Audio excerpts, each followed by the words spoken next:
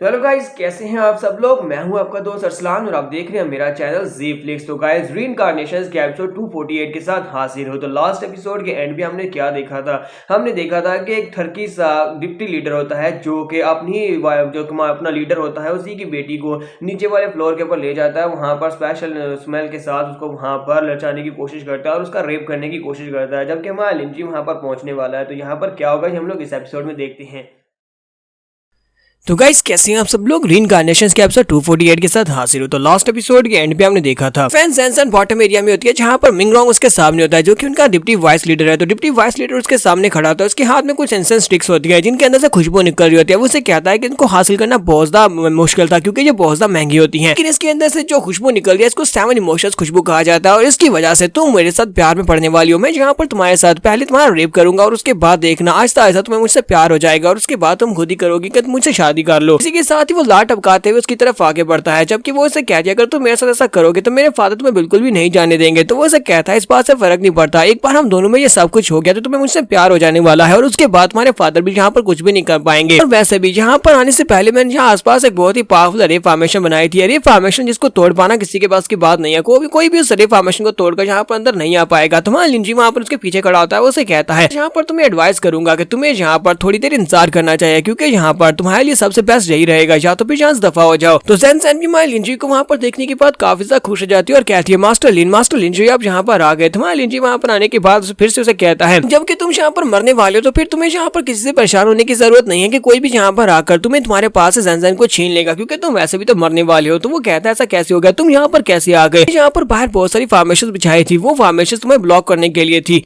तुम उन फॉर्मेशंस को बेचते हुए यहाँ पर अंदर कैसे चले आए। तो साथ ही वो सोच रहा होता है इस बंदे ने जी लियांग और यांग जिंग उन दोनों को सिर्फ और सिर्फ एक ही मूव के साथ मार दिया था, तो क्या करूं मैं, क्या इनका मुकाबला करूं क्योंकि मैं तो इसका मुकाबला नहीं कर पाऊंगा। इसी के साथ ही वहां पर से भागने की कोशिश करता है, लेकिन हमारा लिंजी वहीं पर अपने याक्षा को रिलीज करता है और कहता है तुम्हें लगता है कि तुम्हारी वो छोटी मोटी ट्रिक्स मुझे यहाँ पर रोक सकती है, तुम्हारी वो फॉर्मेशन वगैरह वो मुझे बिल्कुल भी नहीं रोक सकती। और साथ ही वो अपनी याक्षा की तलवार घुमाते हुए उसके ऊपर अटैक करने लगा, जबकि मिंग रोंग उसे कहता है प्लीज प्लीज रुक जाओ, मुझे मत मारो, मुझे जान से मत मारना। यहाँ पर 7 इमोशन वाली फ्रेगनेंस को फैला दिया है और इस वक्त ज़ेन ने उस इमोशन वाली फ्रेगनेंस को सूंघ लिया है। इसका सिर्फ और सिर्फ मेरे पास ही एंटीडोट है, अगर तुमने मुझे मार दिया तो इसका एंटीडोट तुम्हें नहीं मिल पाएगा। लेकिन हमारा लिंजी उसकी बात को इग्नोर करते हुए उसके ऊपर अटैक कर देता है जिससे उसे वहीं पर मार देता है। मिंग रोंग के मरने के बाद वो सामने की तरफ देखता है जहाँ पर ज़ेन बैठी होती है। ज़ेन ने क्योंकि 7 इमोशन फ्रेगनेंस को सूंघा होता है, इसी वजह से उसकी हालत काफी ज्यादा खराब होती है, वो बहुत ज्यादा हॉट हो चुकी होती है। ज़ेन को यहाँ पर किसी भी हाल में किसी भी लड़के के साथ सोना होता है जो भी उसके सामने खड़ा होगा। तो वो हमारे लिंजी से कहती है मैं यहाँ पर अपने आप को बिल्कुल भी नहीं रोक पा रही, अब यहाँ पर मुझे तुम्हारे साथ ये सब कुछ करना होगा। तुम्हारा लिंजी उसके सामने खड़े होकर उसे कहता है तुम यहाँ पर अपने आप को रोक नहीं पा रहे तो फिर ठीक है, तुम्हें यहाँ पर अपने आप को रोकने की जरूरत नहीं है, आपको मजबूर मत करो, जो करना चाहती हो वो कर लो। तो वो कहती है अच्छा ठीक है फिर मैं करती हूँ, और वो आगे बढ़ती है। हमारे लिंजी को उसको घंटों में एक पर किस करने लगती है। जैसे हमारे लिंजी को किस करने लगती है, हमारा लिंजी अपनी दोनों उंगलियों को आगे की तरफ बढ़ाता है, उसकी चेस्ट के ऊपर मेडियन पॉइंट्स के ऊपर हिट करता है, जिसकी वजह से वो उसकी बॉडी के अंदर से 7 इमोशन वाली फ्रेगनेंस को बाहर निकाल देता है। इसी के साथ ही जो ज़ेन होती है वो एक जोरदार चीख मारती है और कहती है मास्टर लिंजी तुम मेरे साथ क्या कर रहे हो। इसी के साथ ही उसकी बॉडी के अंदर से सारे का सारा पॉइजन निकल जाता है, वो फ्रेगनेंस निकल जाती है। वो लिंजी से कहती है लिंजी क्या तुमने मेरे साथ क्या किया। तुम्हारा लिंजी से कहता है आराम से सांस लो, मैंने तुम्हारी बॉडी के अंदर से वो 7 इमोशन वाली फ्रेगनेंस को निकाल दिया, अब तुम बिल्कुल ठीक हो। वो पीछे हटती है और उसे कहती है यंग मास्टर तुम्हारा बहुत बहुत शुक्रिया, मास्टर लिन तुम्हारा शुक्रिया। तुम्हारा लिंजी से कहता है तुम्हारा वेलकम। फिर साथ ही वो उसे कहता है अच्छा मुझे एक और बात बताओ, मैं यहाँ पर तुमसे बात करने के लिए आ रहा था, तुम्हारी बॉडी के अंदर से मुझे बहुत ही स्पेशल डिवाइन ऑरा महसूस हो रहा है, तुम मुझे बता सकती हो कि वो डिवाइन ऑरा किस किस्म का है। तो वो उसकी बात सुनने के बाद काफी हैरान होती है और कहती है क्या तो वाकई में तुम्हें मेरी बॉडी के अंदर से उस डिवावरिंग नहीं बल्कि डिवाइन पावर को महसूस कर सकते हो। साथ ही वो सोच रही होती है कहीं वाकई में यही वो डेस्टिन्ड पर्सन तो नहीं है, यानी कि मेरी किस्मत में लिखा हुआ बंदा ये वही तो नहीं है जिसके बारे में मेरी माँ ने बताया था। मेरी माँ ने मुझे कहा था कि मेरी किस्मत में बंदा आएगा जो कि मेरी डिवाइन पावर्स को सेंस कर पाएगा। तुम्हारा लिंजी से कहता है क्योंकि मेरे पास भी थोड़ी बहुत डिवाइन पावर्स है, मुझे लगता है कि इसी वजह से मैं दूसरों के डिवाइन पावर्स को सेंस कर सकता हूँ। अच्छा ठीक है, तुम्हें हाइड करने की जरूरत नहीं है, मुझे बताओ कि तुम्हारे पास कौन सी डिवाइन पावर्स हैं। तो ज़ेन उसे कहती है तो यंग मास्टर क्या हम लोग किसी सेफ जगह के ऊपर चले जाएं, क्योंकि यहाँ पर अपनी पावर्स को शो करवाना बिल्कुल भी ठीक नहीं होगा, बाकी के सभी लोग देख लेंगे। तुम्हारा लिंजी से कहता है मुझे लगता है कि इस वक्त ये जगह सबसे ज्यादा सेफ है कि मिंग रोंग ने जहाँ पर आसपास रे फॉर्मेशंस बिछाई थी वो रे फॉर्मेशंस अभी भी वहीं पर और एक्टिवेटेड है, क्योंकि मैं वहाँ पर रे फॉर्मेशंस को तोड़े बिना अंदर आया हूँ, इसी वजह से कोई भी यहाँ पर अंदर नहीं आ सकता। मतलब यह है कि हम लोग यहाँ पर आराम से रो करना चाहते हैं वो कर सकते हैं। तो वो उसे कहते हो तो फिर ठीक है, वो आती है मास्टर लेन चलो जल्दी से आए मेरा हाथ पकड़े। तो हमारे लिंजी से कहते हैं मेरा हाथ पकड़ो। तो हमारा लिंजी आगे बढ़ता है, जाकर उसका हाथ पकड़ता है, जैसे वो उसके हाथ में अपने हाथ डालता है तो इसी के साथ ही ज़ेन अपनी आंखें बंद करती है। हमारे लिंजी को पावर महसूस होती देती है। इसी के साथ ही वो दोनों गायब होने के बाद ऊपर गैलेक्सी में चले जाते हैं। गैलेक्सी में जाने के बाद हमारा लिंजुई सामने की तरफ देखता है तो उसके सामने ज़ेन होती है। ज़ेन के पंख भी निकले होते हैं और साथ ही वो काफी ज्यादा खूबसूरत फेरी की तरह लग रही होती है। तो हमारा लिंजुई कहता है तो पहले से बहुत ज्यादा खूबसूरत हो गई हो, जबकि ज़ेन उसे कहती है कि तुम वाकई में वही इंसान हो जिसके बारे में मेरी मदर ने कहा था, तुम तो वाकई में वही इंसान हो। तो हमारा लिंजुई उसकी बात सुनने के बाद अपने आसपास देखता है। जैसे वो आसपास देखता है उसे वहाँ पर मिल्की वे गैलेक्सी दिखाई देती है और आपको पता होगा मिल्की वे गैलेक्सी कौन सी गैलेक्सी है। साथ उसे वहाँ पर अपनी अर्थ दिखाई देती है। तो हमारा लिंजुई कहता है ये तो वही है, ये तो सोलर सिस्टम है और साथ में मिल्की वे यानी कि हमारी गैलेक्सी और साथ में अर्थ मुझे दिखाई दे रही है। ये अर्थ यहाँ पर क्या कर रही है, ये अर्थ जहाँ पर से मैं हूँ, ये दुनिया यहाँ पर क्या कर रही है। तो ज़ेन उसे कहती है यंग मास्टर मुझे इस बारे में कुछ भी नहीं पता कि यहाँ पर क्या कुछ चल रहा है। मेरी मदर को इस बारे में पता है, मुझे इससे ज्यादा कुछ भी नहीं पता। मेरी माँ ने यहाँ पर से जाने से पहले मुझसे कहा था कि अगर मैं जिंदगी में कभी ऐसे इंसान से मिलती हूँ जो कि मेरी किस्मत में लिखा गया है तो वो मेरी डिवाइन पावर्स को महसूस कर सकेगा। अगर वो मेरी डिवाइन पावर्स को महसूस कर सकता है तो मैं उसके हाथों में हाथ डालूं यहाँ पर कुछ महसूस करूँ। जैसे मैं अपनी आंखें बंद करूंगी तो उसके बाद पता नहीं क्या होगा और वो सब कुछ ये हो रहा है। मुझे तो ये भी नहीं पता कि हम लोग यहाँ पर क्या कर रहे हैं। और साथ ही वो शर्मा रही होती है। हमारे लिंजुई से कहती है ब्रदर लीना मुझे ये बताओ क्या तुम मुझे पसंद करते हो। तो हमारे लिंजुई उसकी बात सुनने के बाद कहता है ये कैसे हो सकता है, हम लोग अभी अभी तो यहाँ पर मिले, अगर हम लोग अभी अभी यहाँ पर मिले तो मुझे बताओ कि मैं अभी तुम्हें यहाँ पर कैसे पसंद कर सकता हूँ, यहाँ पर कोई पहली नजर का प्यार तो नहीं चल रहा। तो उसकी बात सुनने के बाद ज़ेन उसे कहती है हाँ ये बात तो वाकई में सच है कि हम लोग अभी भी यहाँ पर मिले और हमने सिर्फ और सिर्फ 2-4 बातें ही की हैं और इतने में प्यार तो नहीं हो सकता। तो वो ये वाली बात करती है। उसी वक्त सामने से जबरदस्त एनर्जी बीम्स निकलती हैं। 2 एनर्जी बीम्स होती है जो इन दोनों की तरफ आगे बढ़ी होती है। ये दोनों इस बात से काफी ज्यादा हैरान होते हैं। जी बीम हमारा लिंजुई होता है उसको ब्लॉक नहीं कर पाता और दूसरी तरफ से ज़ेन भी इसको ब्लॉक नहीं कर पाती। वो दोनों एनर्जी बीम्स उनकी बॉडी के अंदर धंस जाती है। लिंजुई कहता है क्या हमारे पास अटैक हुआ है, लेकिन वो अटैक नहीं होता बल्कि उनकी बॉडी के अंदर एनर्जी जा रही होती है। हमारा लिंजुई कहता है ये कोई अटैक नहीं है। ज़ेन भागती हुई उसकी तरफ आगे बढ़ती है और कहती है ब्रदर लिन चलो यहाँ से निकलते हैं, तुम्हें यहाँ से जाना होगा। तुम्हारा लिंजुई से कहता है जरा रुको, मुझे लगता है कि ये कोई फॉर्चून है, ये कोई ड्रॉइंग पावर नहीं है बल्कि ये तो यहाँ पर हमारी बैटल बॉडी को रीशेप कर रही है, ये हमारी बैटल बॉडी को ज्यादा बेहतर बना रही है। लिंजुई कहता है हाँ मुझे लगा ही था, ये तो वाकई में ग्रेट अपॉर्चुनिटी है जो यहाँ पर हमें मिली है। इसी के साथ ही वहाँ पर उनकी कॉन्शियसनेस ब्लर होना शुरू हो जाती है और साथ ही दिखाते हैं ज़ेन की बॉडी जो होती है वहाँ पर डिस्ट्रॉय होती है। ज़ेन कहती है फाइनली मुझे यहाँ पर पता चल चुका है, मेरी मदर ने मुझसे क्या कहा था। मदर ने कहा था कि मैं सिर्फ और सिर्फ ऐसे बंदे को यहाँ पर लेकर आ सकती हूँ जिससे मैं प्यार करती हूँ। लिंजुई से कहता लेकिन तुमने तो कहा था कि तुम ऐसे बंदे को लेकर आओगी जो तुम्हारी किस्मत में होगा, यानी कि जो तुम्हारी पावर्स को महसूस कर सकेगा। वो कहती है मैंने तुमसे झूठ बोला था, असल में मुझे यहाँ पर ऐसे बंदे को लेकर आना चाहिए था जो मुझसे प्यार करता है। तुम्हारा लिंजुई कहता है ये क्या तुमने झूठ बोला, यहाँ पर साथ में मुझे मरवाओगी। इसी के साथ ही वहाँ पर एनर्जी से बना हुआ एक बॉन्डर क्रिएट होता है और उस बॉन्डर के अंदर ये दोनों वहाँ पर उस बॉन्डर के अंदर गायब हो जाते हैं और नेक्स्ट सीन में 3 घंटे के बाद का दिखाया जाता है। वो जो एनर्जी का बॉन्डर होता है वो इन दोनों को वहाँ से एक दूसरी जगह के ऊपर लेकर आता है। ज़ेन तो वहाँ पर बेहोश होती है। ज़ेन के बेहोश होने के साथ ही वहाँ लिंजुई अपनी बॉडी के अंदर से अपनी डिवाइन सेंस वाले अवतार को लैदा करता है और कहता है ये क्या ये कोई मेमोरी का फ्रेगरेंट है, लेकिन मुझे यहाँ पर कुछ दिखाई दे रहा है। उसके सामने एक टेंपल होता है। तुम्हारा लिंजुई उस टेंपल के अंदर जाता है जहाँ पर सामने ज़ेन की मदर बैठी होती है, वो कुर्सी के ऊपर बैठी होती है। तो वो उसे कहती है तुम्हें बहुत ज्यादा बधाई हो कि ज़ेन ने एक अच्छे इंसान को चूज किया है, तुम वाकई में ज़ेन के लायक हो। ज़ेन की मदर अपने हाथ को उठाती है, एनर्जी के एक फ्रेगमेंट को क्रिएट करती है और हमारे लिंजुई से कहती है मुझे पता है कि इस वक्त तुम्हारे दिमाग में बहुत सारे डाउट्स चल रहे होंगे, लेकिन मैं तुम्हें सारे सवालों के जवाब नहीं दे सकती, मैं यहाँ पर तुम्हें दिखा सकती हूँ। वो एनर्जी को रिलीज करते हुए हमारे लिंजुई की बॉडी के अंदर डाल देती है। जो एनर्जी होती है ये एक मेमोरी का फ्रेगमेंट होता है जो कि हमारे लिंजुई की बॉडी के अंदर जाता है। हमारे लिंजुई को यहाँ पर पास्ट की लाइफ को दिखाने वाली है। तुम्हारा लिंजुई वहीं पर उस